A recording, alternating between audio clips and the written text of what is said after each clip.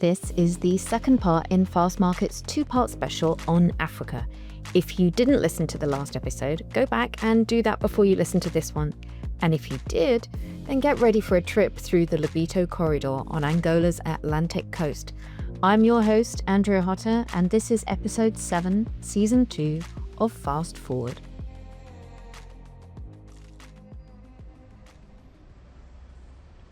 I'm heading away from Luanda and I'm just arriving at the domestic airport to take a flight for a few days. Well, when I said that I suspected the new airport was a little bit more modern than the international terminal, I wasn't wrong. It's absolutely spectacular. It's also very, very empty. The domestic terminal is the only part that's open at the moment, and the international terminal opens up in October. The idea is to phase in the flights gradually and get it right, but it is stunning. If the architecture is anything to go by, they're certainly on the right path. It's just another demonstration that the city is growing, and it's trying to ensure that its infrastructure keeps up.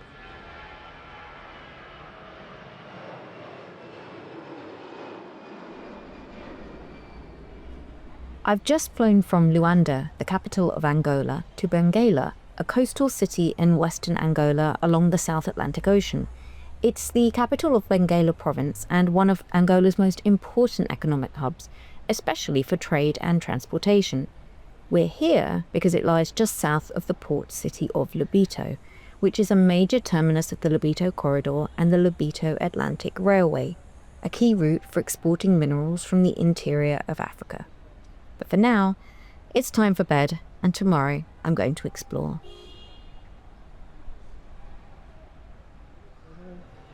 It's early in the morning and I'm in the town of Lobito, which has a beautiful palm-lined peninsula with beaches, seafood restaurants and local markets. Lobito's laid out in a really distinctive, almost crescent shape, and I have to say, it's stunning. I'm not sure what I really expected, but it really is absolutely lovely. It's built on a sand pit and bay, which has incredibly calm waters that make it perfect for sailing, fishing, and probably just relaxing. There are lots of fishermen going past in their boats, up and down, taking their catch to the local markets.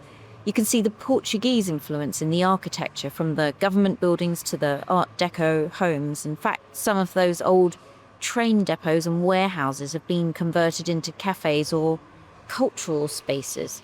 If you speak to the people here in Lobito, the port and railway define the town's identity. A lot of the residents work in logistics, shipping or customs. Our first stop today is going to be the minerals terminal at the port.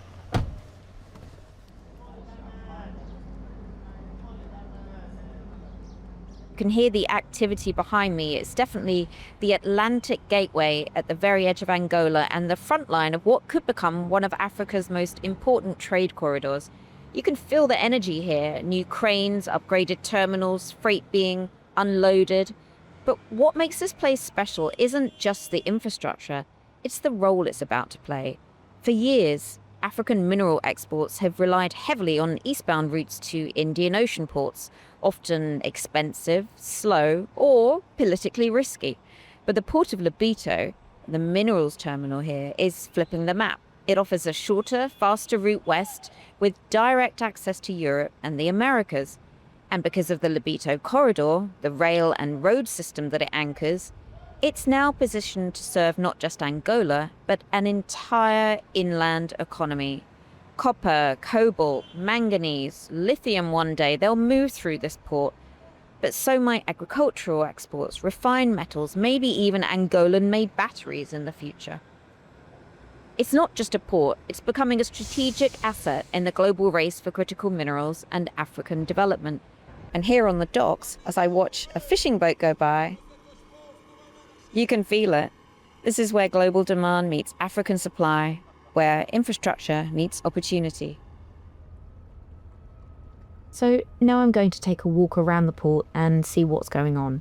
I'm wearing a hard hat, big boots that are far too large for me, and a luminous yellow safety vest. So stylish. First, I'm going to chat with Nicolas Gregoire, who is the Chief Operating Officer of the Lobito Atlantic Railway.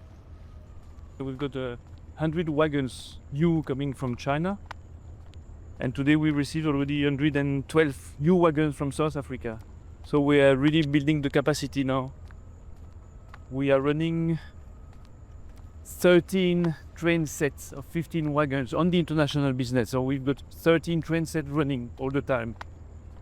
But it will increase to 21, 22 before the end of the year. So we will double the capacity. What are you mostly shipping in and mostly shipping out at the moment? Out is copper cathode. And on imports, it has been mainly sulfur.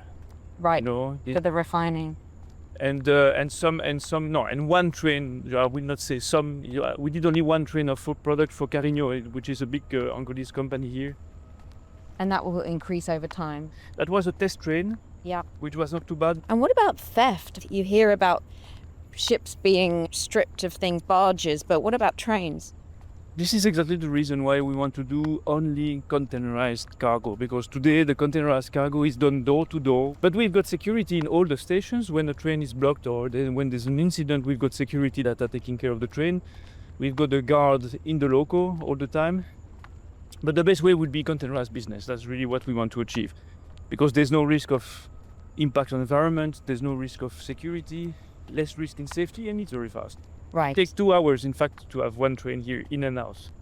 Oh, wow. With Pretty containers, fast. with containers. Yeah. Because the containers will be offloaded and then we put other containers and the train can leave. Yeah. With bags, it takes more time. As I've been chatting with Nicolas, a vessel is getting closer and closer, so I'm going to ask someone to tell me what's on it. My name is José Madaleno. I am the procurement and logistic manager as director in Lobito Atlantic Railway. We are expecting the vessel that arrive with 525 containers that come from China. This is an acquisition that have the participation of Motengil. They find a good supplier in China to supply us these containers. So this is a great event for us today because it's the second vessel that arrives in this port. The first one was the container that come with the sulfur that come from Qatar. So that containers will be used for the transport of the sulfur that will arrive soon. So you'll keep these permanently. These will be for you to use for whatever comes in and out and whatever you ship up and down the railway. Exactly. So this is the first batch of containers. We buy 1,517 containers. Fantastic. And you can hear the fishing boats going past. Yes. Guessing that goes up. They go back and forth all day with their... They will prepare a good food for us, I am sure. Perfect. I love it. I love it. And how big is this vessel? I mean, no idea. It's massive, isn't it? This vessel is huge because it comes not just with the containers, but come with equipments, because when we load the containers, it goes to Luanda to put out other goods that come there inside that I believe are trucks and so on that come from China for other suppliers, not for us. As you just heard, it's not just what's going out, it's also what's coming in. I'm watching a container ship come into the port, inching towards shore like a floating city.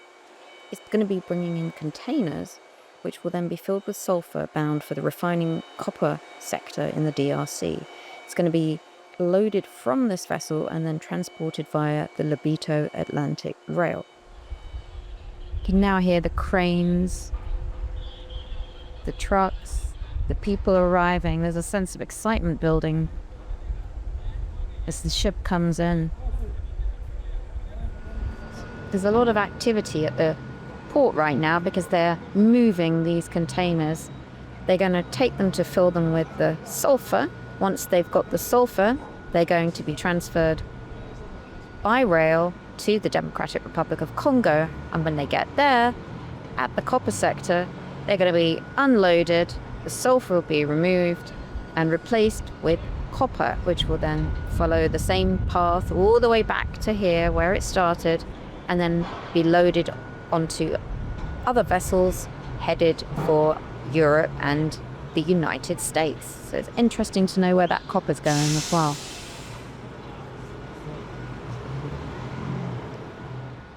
Just taking a look inside one of these empty containers. 20 square feet, a little bit echoey, very clean inside. Kind of feels like a garden shed, just a little bit bigger. While the containers are being unloaded, I'm asked if I'd like to see a railway safety training session. I can tell things in the terminal are going to take a while, so I say yes and head over to the car.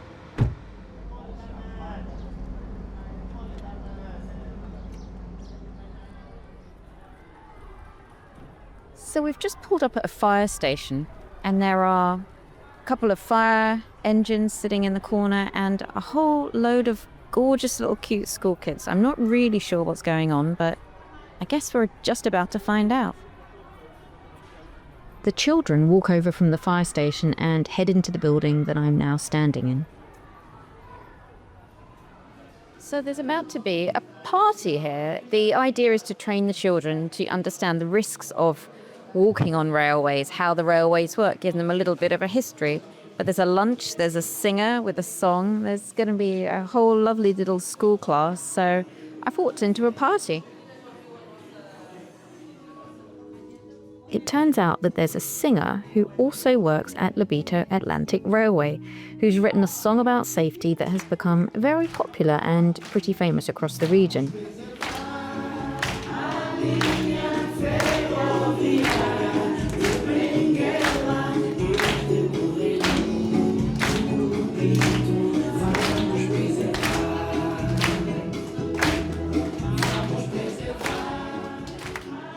That was a lot of fun, but there's a serious side to it all.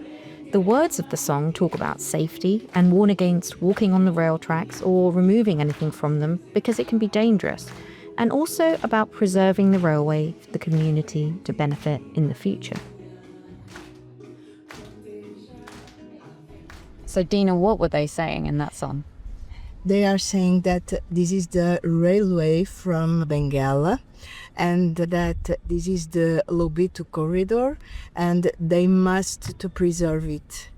Don't walk on the rail line, don't get trash in the line, and the most important, to preserve the line because this is very important for Bengala and for the country. Yeah. Yeah. And they repeat this all the time. It was very catchy. Yes. I'm singing it in my head still. Yeah. I'm back at the minerals terminal now, and I'm going to take the opportunity to have a longer chat with Nicola to learn more about the railway and what is happening here. I decided to ask Nicola about the history behind the railway and how we got to where we are today. According to Nicola, the Bengala Railway operated until the 1970s and was the main import-export route from Katanga in the DRC. The line was halted and then completely destroyed during the Angolan Civil War. When the war ended in 2002, the government decided to rebuild the railway, which a Chinese company then did. Angola's CAB, a state-owned company, initially managed the 1,300 kilometers of rebuilt track, and then the government decided to hold an international tender to operate the railway and mineral terminal. And then they launched a tender in 21, and the consortium signed the concession contract in November 22, and we started the 25th of January 24, the operation. Okay, who are those partners in that consortium? The consortium is composed of Trafigura with 49.5%, Motengil 49.5%, and 1% for Victories. Okay, perfect. So, obviously now you're running one of the most geopolitically visible railways in Africa. When you take a step back, what's the big picture here? What are you trying to achieve? What's the point of this railway? What we want to achieve is to offer a new corridor option for the mineral from DRC, a new shorter and cheaper solution for export and import minerals, but also other cargo from Lobito to DRC, from DRC to Lobito. What has been the hardest part of rehabilitating it and getting it up and running and making it fit for that purpose? There were many challenges because we are taking over an activity almost from scratch. The main challenge was to put in place an operation to be able to start safely. I mean, there's a lot of regulation in Angola. There were a lot of recruitment to be done from the CAB, from the port of Lobito. The compliance was very important that we can start safely. running trains, our own cargo train, but also to ensure a safely operation of the passenger train that are remaining the responsibility of the CAB, the state-owned company here in Angola. What is it that you're going to be transporting on this line? Our main flow on export from the Katanga region is mainly copper, whole type of copper, cathodes, blister or some concentrates. This is our main flow of exportation. There's no restriction on the type of minerals. I mean, the cobalt is a high volume commodity, but it's very low volumes compared to the copper. So we aim first at the biggest volumes, which is the copper. And then on the import side, we are importing sulfur. That's necessary for the mines to work. But we also aiming at transporting some general cargo. We did already one train of food products for a big company here in Angola, so exporting food. And in the future, it will be probably as well fuel, lubricants, and any other equipment that we can bring to DRC for the need of the Katanga region. We need to develop also the domestic market in Angola, also transporting fuel, gas, cements, food products. That's also important for the development of Angola. Yeah. And anybody can use this line, right? It's open access. It's not restricted because obviously there are different companies. You mentioned Trafigura, they're a trading company. I think there's a bit of a misconception that it's their line and therefore it's just for their product. That's wrong, right? That's completely wrong. I mean, it's a non-exclusively concession contract, and all customers that are interested in transporting with us, we will take them on board. Yeah. And obviously with the rhetoric that we hear a lot of the decoupling supply chains from China, that includes China as well. They can still use the railway. I'm sure that they are. No, for sure, and they already are, because it's one of the main actors in the business in DRC. Another misconception seems to be that the line already goes into Zambia. Now, that's not true, is it? Right? The Zambia link that we are all hearing about is building a new greenfield project. A good link then our railway around Luena, around 1,000 kilometers from here, to Jimbe at the border, and then to Kitwe in Zambia. But this is a greenfield project. We are not involved in that project now. For us, it could be just additional volumes, which would be a challenge, but a challenge that is always interesting. So we are looking at it. This is not included in our business plan. We did not aim at getting the Zambian volumes on the railway. But if one day in 10 years from now it's happening, then that would be a good news for us. We will have to manage the capacity of the railway to be sure that we can add additional volumes. The one that have already been taken into account in the model. Yeah. What is success going to look like for you? What's the plan in terms of capacity, expansion, all of that kind of thing? Now, if you look 5 years from now, what we would like to do is to achieve 1 million tons of export, 1 million tons of import, and probably 500,000 tons on the domestic market. That's what we aim at.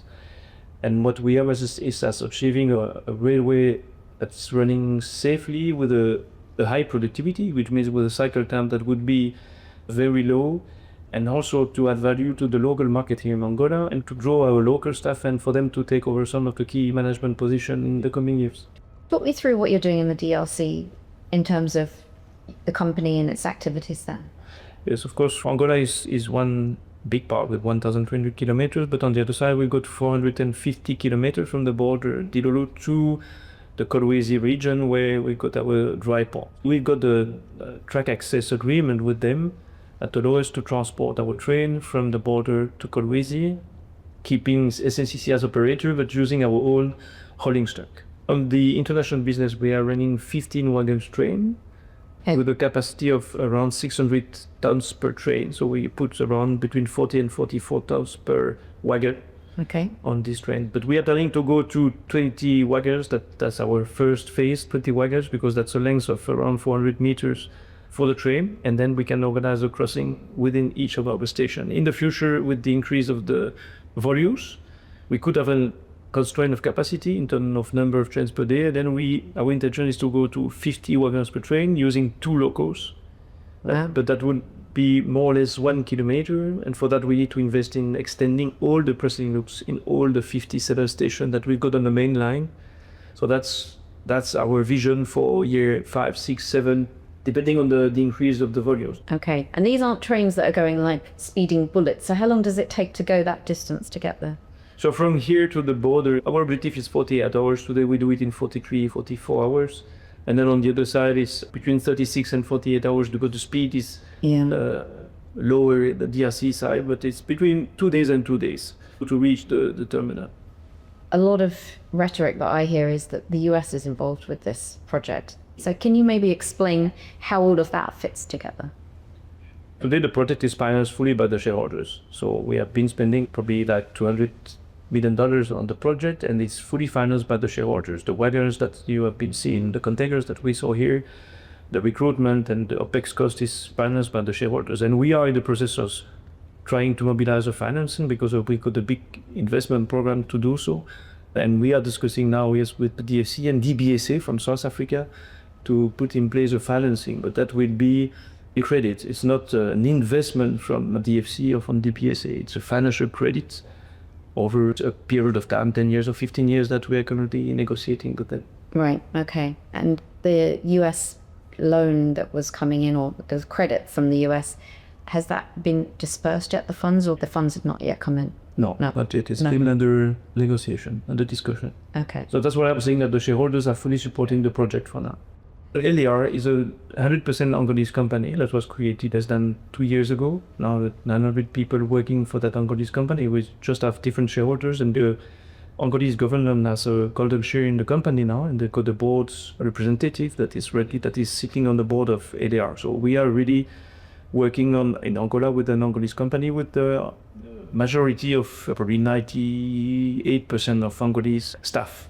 Wow. Well, I met one of those staff yesterday. I went to one of your workshops with the kids at the schools, and I couldn't believe that you had this fantastic singer there teaching these children, and he's in the technical team here as well. Is that right? Yes, he's working at our local workshop. Yeah, and the focus was on safety, massively important. Yeah, safety is important, and we make a big difference between occupational safety and railway safety, because in a normal company we are taking care about occupational safety, which is very important for us as well. But on our side, running a railway over 1,300 kilometers, we need to speak about railway safety. Yeah, I thought it was fantastic. The children were just loving it as well, which was great. Brilliant. It's been a really interesting day watching the vessel come in early with its containers on board, witnessing a pretty unique safety lesson in action, and seeing the vessel unloaded.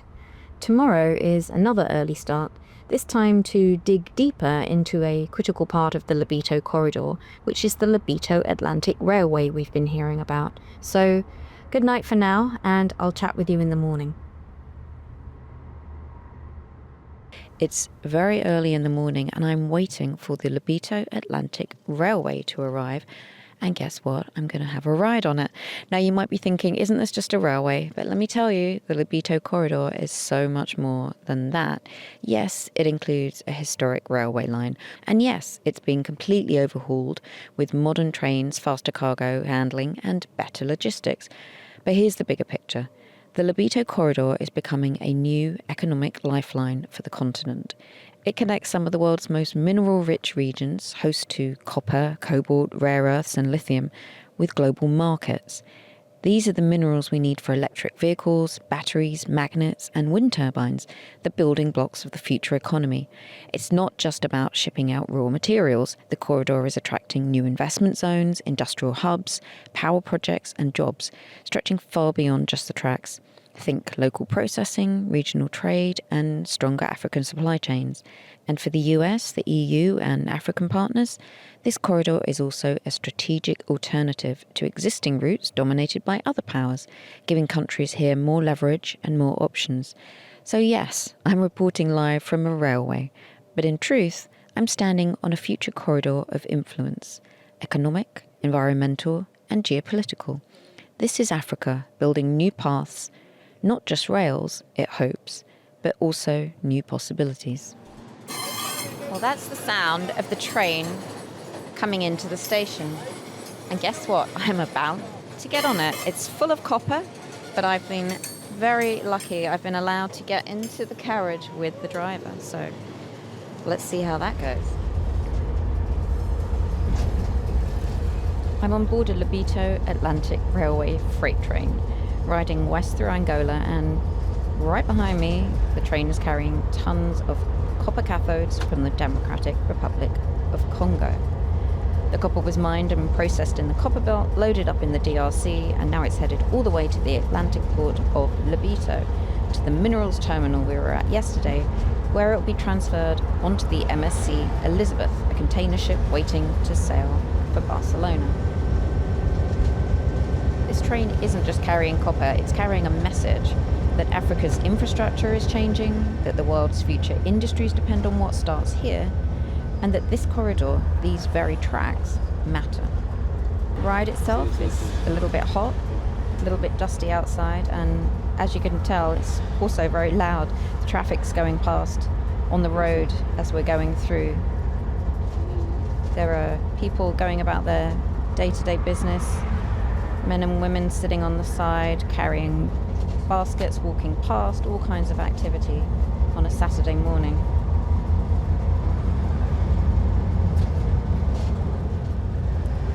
I think I'm pretty much living every small child's dream right now.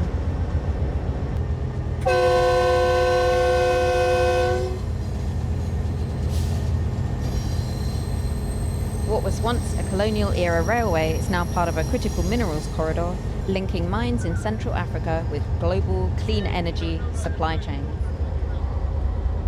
I wish I could speak with the driver, but they don't speak any English, and I definitely don't speak any Portuguese.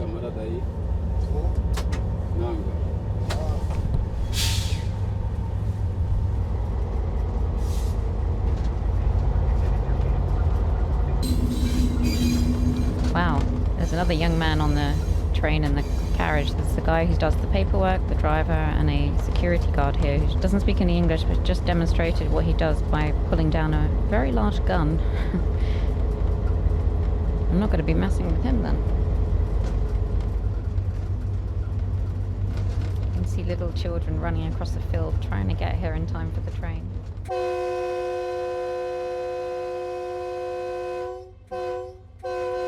Not to get on it, just to watch it. We're just coming into the final destination of this train in Lobito. I can see the forklift trucks ready to take the copper in the containers to load it onto the vessel.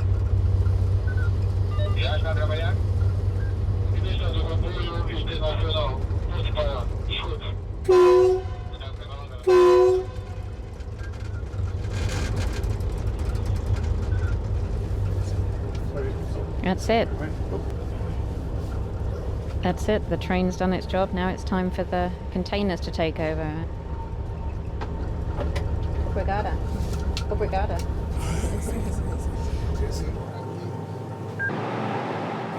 The copper and I have made it. I'm standing at the port of Lobito, back at the minerals terminal where rail meets ocean, and this long, dusty journey from the DRC starts the next chapter by sea. The copper's going to travel faster by sea than it did over land, which alone says a lot. What's happening now is that the copper from the train is being unloaded from the wagons and moved to the terminal, where it will be loaded onto the vessel.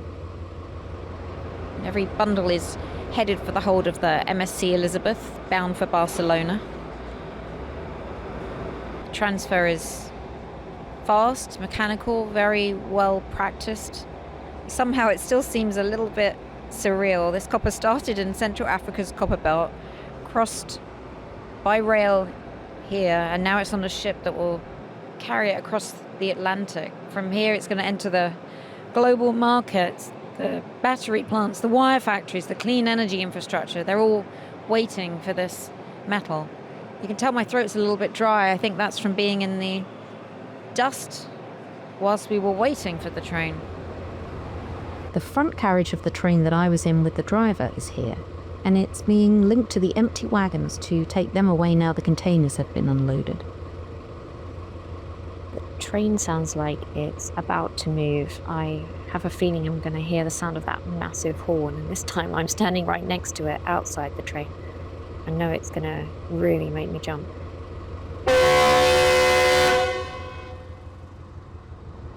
Oh my word. It was bad enough inside. Now that was just going to ring in my ears for the rest of the day. That would certainly wake you up. And off it goes. And there go my eardrums too.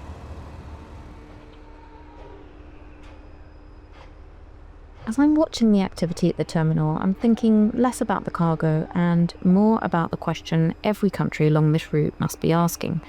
How do we stop just exporting raw materials and add more value in country? That's the question that will shape the next decade of African trade.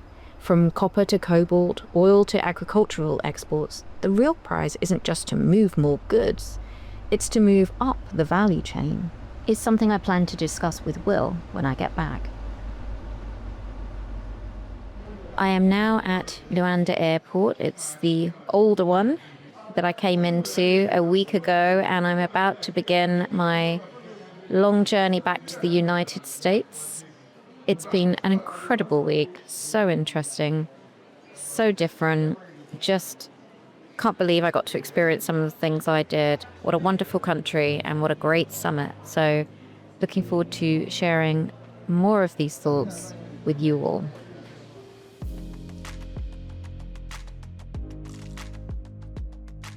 So I'm back now, and as ever, I wanted to chat with my colleague, Will. Hi, Will. How are you doing? Yeah, good. Thanks, Andrea. Very good. And sounds like you've had a fantastic time. Yep, really, really great, and so much to dig into. But I thought it'd be really interesting to maybe really focus to start with on that question about what Africa can actually do to change its situation and stop exporting, but add that value that it really does seem to want to add. Yeah, so I mean, it is interesting. It also needs to happen. It's not just nice to have. So if you take something like lithium, if you were to export 1,000 tons of spodumene, within that spodumene, there's only sort of like 80 tons. It means you're either shipping or transporting 80 trucks worth of spodumene or just 2 trucks worth of lithium salts of some sort. So it does make an economic sense as well. But to get there, an awful lot needs to happen. And some of them are going to take a long time to come about. And I think one of the things is to be able to move from a concentrate material into a process material, you do need good logistics. Obviously, this has helped with that. You need good infrastructure, though, as well. You need access to reliable energy, which is reasonably cheap and green as well. And you also need a skilled workforce. And that's the thing that can take a lot of time to build up.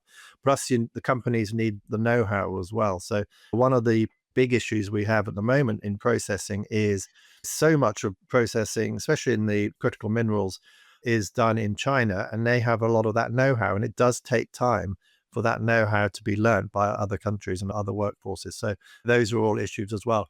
Plus, you've also then got to have a country which is set up for external companies to invest in there. So you need investors to feel safe that they are investing money in plant, in factories there, and that their investments will be safe. And then the other thing is you need the people to be on side as well. So you need the local people to be on side, which is important.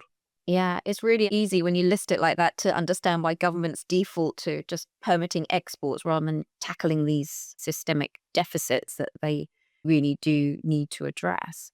And I think the other thing you really hit on it there is investing in processing capacity. Often when you have these situations where countries just suddenly decide to ban something, but then the smelting capacity or the processing capacity isn't ready, it tends to backfire because you're banning something, but then you're going to have to wait for the plants to be built. So it seems better and much more credible to have a situation where export bans are working because they are phased in and they're backed by that infrastructure you're talking about. We're starting to see that a little bit more now, though, aren't we, as well? Zimbabwe is probably a really good example of that with lithium.